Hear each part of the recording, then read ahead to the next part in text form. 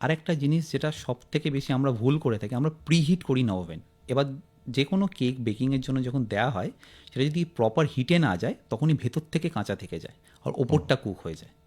তো প্রুফিংটা is must important প্রথমে bake করার আগে।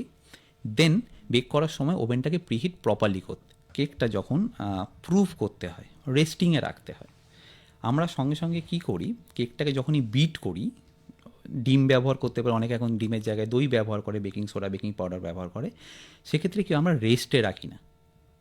আর আরেকটা জিনিস যেটা সবথেকে বেশি আমরা ভুল করে থাকি, আমরা প্রিহিট করি না ওভেন। যখনই ওভেনটাকে প্রিহিট করা হবে, যখনই এবার যে কোনো কেক বেকিংয়ের জন্য যখন দেওয়া হয়, সেটা যদি প্রপার হিটে না যায় তখনই ভেতর থেকে কাঁচা থেকে যায় আর হুম। ওপরটা কুক হয়ে যায়। আর যখন প্রপারলি কুক হয়, যখন পুরোটা কুক হয়, সেক্ষেত্রে যখন ভেতরটা কুক হয়নি সেটাকে কুক করতে যাওয়া হয়, তখন ওপরটা বেশি শক্ত হয়ে যায়, ভেতরটা তার সেই তুলনায় কম হয়। সেই জন্য শক্ত কেক তৈরি হয়। তো প্রুফিংটা ইজ মাস্ট ইম্পর্টেন্ট প্রথমে বেক করার আগে। দেন বেক করার সময় ওভেনটাকে প্রিহিট প্রপারলি করতে।